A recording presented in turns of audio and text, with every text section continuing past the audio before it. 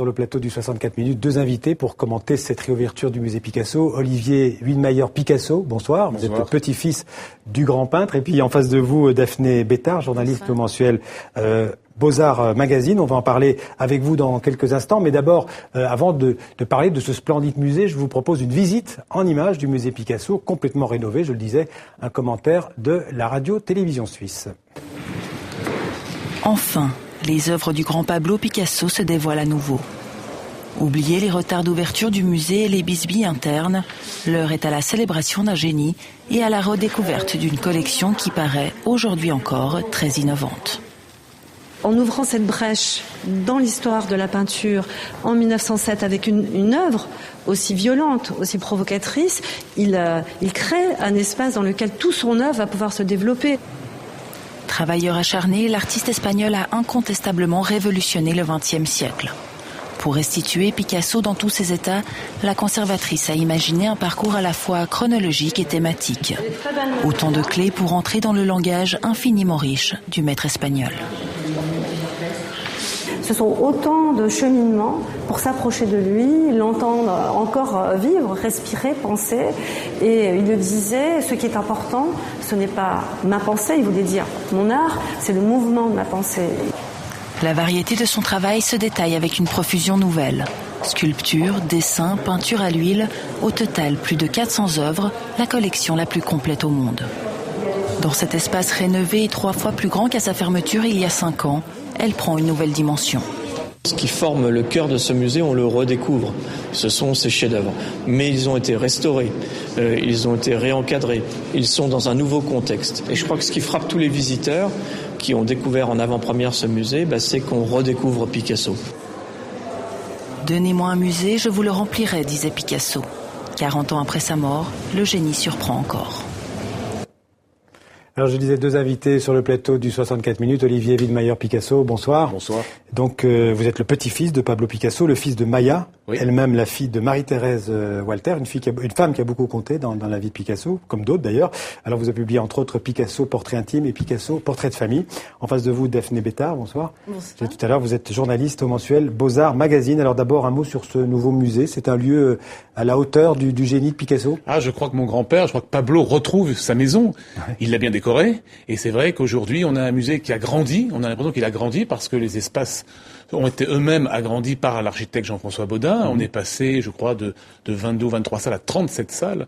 Et cela permet de mettre beaucoup plus d'œuvres et avec beaucoup plus de lumière. Ça, c'est vraiment un sentiment qu'on a quand on rentre dans ce nouveau musée Picasso. Le lieu, vous aussi, vous plaît? C'est un beau musée? Oui, c'est un très beau musée. La restauration est indéniablement très réussie. On a retrouvé tous les volumes de cet hôtel de particulier du XVIIe siècle que Roland Simonet avait lui-même aménagé. Ouais. Et là, ça a été fait avec vraiment de la subtilité.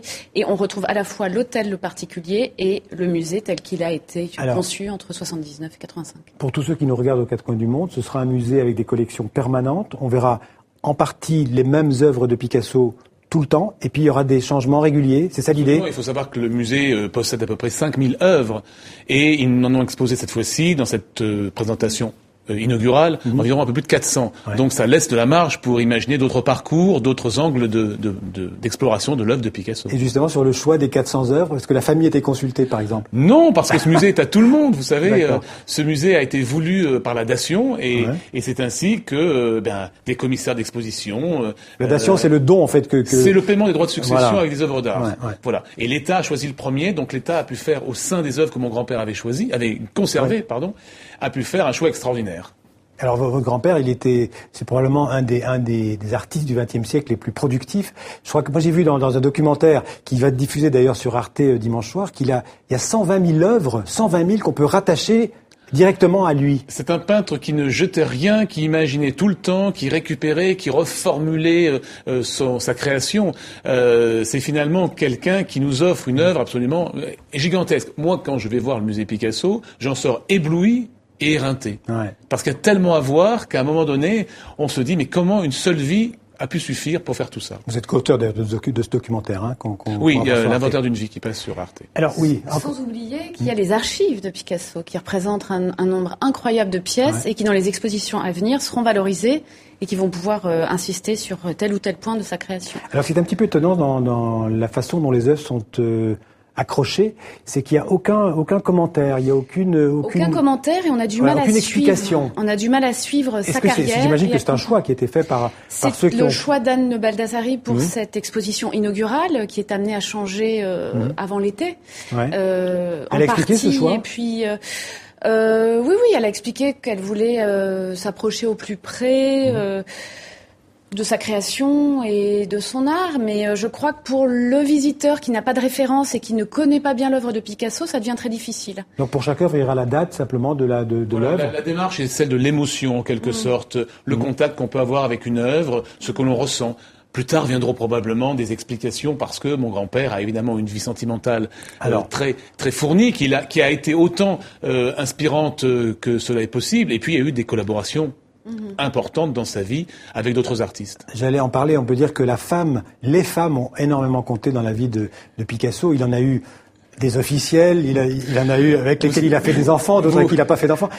Bon. Je crois que c'est un peintre qui a besoin d'un modèle. Ce n'est pas un peintre de l'abstraction. Autrement dit, des femmes, des objets, des situations l'ont inspiré et évidemment la femme reste le modèle, reste la source d'inspiration la plus forte. En fait, on peut retrouver sa vie à travers ses œuvres. Oui, mais ça on ne le voit pas dans le parcours actuellement. Ouais. C'est le seul regret qu'on a. Ouais. C'est qu'il y a une sorte de mise à distance avec son œuvre. C'est pas vraiment chronologique, c'est pas vraiment thématique, donc on a vraiment du mal à suivre. Et pourtant, c'est indispensable de suivre son évolution.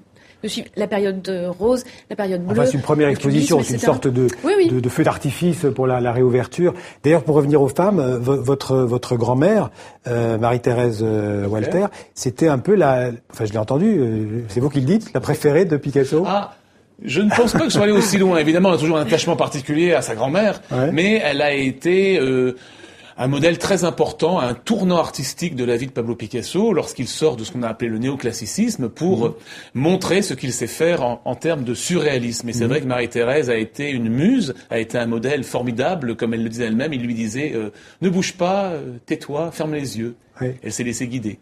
Alors, ce qu'il faut rappeler aussi, c'est que Picasso, au départ, c'est un peintre classique. Il a fait des études de peinture. Il savait peindre, parce que les gens, quand ils sont devant Picasso, ils disent, moi, je pourrais faire pareil. Mais... on le voit très bien quand même dans les premiers tableaux, et les périodes bleues, les périodes roses, et même dans l'ensemble de son œuvre. Rien n'est gratuit. Hein. Alors, le carnet de dessins, les dessins chez Picasso sont renouvelés à chaque fois de manière très classique. Il montre à chacune qu'il peut la dessiner à la perfection. Et puis après, il l'entraîne sur un terrain artistique différent. Alors son œuvre, c'est des peintures, c'est des dessins, c'est des céramiques, c'est des sculptures. Il a touché un peu à tout dans cet art, dans son art. Il est même dans une forme de ready-made, on dirait aujourd'hui, c'est-à-dire la récupération d'objets pour en faire autre chose, des sculptures par exemple. Et c'est vraiment quelqu'un qui est précurseur à chaque époque de sa vie, et même dans la période finale, on s'aperçoit qu'il touche à l'art contemporain avec des grands formats, avec de la peinture jetée sur la toile. Donc c'est quelqu'un en effet qui est à la fois polyvalent, polymorphe et qui n'est jamais rassasié. Alors au moment de la réouverture du musée, il y a eu des guéguerres entre le nouveau, l'ancien président du directeur du musée. Le président, parce que c'est un établissement public. C'est fini tout ça, c'est le passé. Ça y est, il a bien fallu trouver un accord pour que l'accrochage ait lieu et enfin rendre ce musée au public. Donc ça a été assez compliqué. Voilà, ils ont trouvé des solutions et maintenant c'est Laurent Lebon qui prend les rênes de cette institution. Et vous, en tant que petit-fils du peintre, vous êtes satisfait de l'accord qui a été trouvé? Écoutez, je crois qu'à l'époque, je n'ai plus que constater les qualités scientifiques de ces commissaires d'exposition, de ces personnes qui se passionnent pour Picasso. Pour le reste, je ne pouvais pas avoir d'avis. C'est la vie d'un musée à l'intérieur. Je ne suis pas fonctionnaire. En tout cas, le choix de Laurent Lebon était probablement le bon choix parce que c'est un homme qui a su à la fois gérer un musée et une ouverture au Centre Pompidou de Metz, et puis c'est quelqu'un qui est aussi commissaire d'exposition et qui a prouvé qu'il pouvait être très innovant. Alors, faire des belles expositions. Oui. On le sait, les temps sont durs pour la culture aussi, même si le budget de la culture a été remis à niveau cette année. Il avait perdu quelques pourcents ces derniers temps. De manière historique. Comment va se financer ce musée Picasso? C'est un établissement public, donc il va devoir effectivement trouver des ressources propres. Il va devoir faire appel au mécénat, les entrées, et quelques espaces locatifs, etc. Ça, à peu près 2/3 de son budget aujourd'hui est autonome et doit être autofinancé. Voilà. Ce qui inclut également des diversifications dans l'édition, dans des coproductions peut-être de télévision, enfin tout ce qui peut ramener les besoins pour ce budget qui est important. Quel serait vous espérez combien de visiteurs par an? Quel serait un chiffre je crois que pour l'instant ils sont assez prudents, mais on dépassera probablement largement le 1 million de visiteurs, je pense, la première année. Le rythme de croisière est à 750 à 800 000 visiteurs par an, ce qui est énorme par rapport aux conditions de sécurité du musée. Mais le million devrait être atteint. À mon avis, pour la première année, assez facilement. Mais il faut faire attention, c'est un espace qui ne permet pas d'accueillir non plus une foule immense. Si vous deviez retenir quelques œuvres dans l'ensemble de l'œuvre de Picasso. Je sais que c'est une question. On me la demande souvent, mais vous verrez, tous ceux qui iront au musée vont être accueillis en haut de l'escalier par une sculpture magnifique qui est celle de ma grand-mère Marie-Thérèse. Oui. Donc j'ai l'impression, en visitant ce musée, d'être un peu dans une maison qui pourrait être la mienne ou celle de mes grands-parents. Là, on le voit dessiner cette facilité qu'il avait d'un coup de pinceau. C'est fascinant de voir cette simplicité. Ouais. Alors, Paris, capitale. On peut dire que Paris, aujourd'hui, est redevenu quelque part, avec la réouverture de ce musée, la capitale de la culture mondiale. Oui. Puis là, qui intervient une semaine complètement folle à Paris, avec la FIAC, l'ouverture de la Fondation Vuitton, la Monnaie de Paris, etc. On a une série d'événements hallucinants à Paris. Et le musée Picasso, cette inauguration est vraiment bien tombée, là. Alors, je ne sais pas si on a le temps de passer un petit extrait du documentaire d'Arte, qui est, je pense, peut-être disponible en régie. Donc je signale en tout cas que c'est un documentaire qu'on pourra voir sur Arte à 20h45 ce dimanche. On le voit dans le plasma, me dit-on. Voilà. Donc c'est un documentaire qui raconte. En fait, c'est l'inventaire d'une vie. Et en même temps, comme je l'ai dit, cette histoire, c'est l'histoire de la dation, l'histoire du musée Picasso. Comment est-ce que la France avait raté Picasso et comment d'un seul coup elle va avoir un musée extraordinaire. Oui, parce qu'en fait, on raconte qu'au moment où il y a eu la première exposition Picasso à Paris, je crois que la France possédait 8 œuvres du maître. Oui. Et qu'il a fallu attendre effectivement qu'il meure pour que la France récupère 20%, je crois. Et André Malraux et Georges Pompidou avaient Picasso en ligne de mire. Ils savaient qu'avec cette loi, ils allaient peut-être avoir la chance de récupérer quelque chose d'extraordinaire. Ouais. Loi qui a été faite pour la datation. Voilà, absolument, la loi de 68. La datation qui était faite en fait pour la succession en prévision Picasso. De la succession Picasso. Avec un peu d'élégance, on n'a pas donné le nom de mon grand-père, mais c'était véritablement la cible. En tout cas, merci à tous les deux. Je signale à tous ceux qui nous regardent aux quatre coins du monde qui peuvent donc venir. Il y aura du monde, mais au musée Picasso, c'est dans le 3e arrondissement, donc c'est rue de Torigny, c'est facile à trouver. Merci en tout cas d'être venus en parler sur le plateau de TV5 Monde. Merci à vous deux.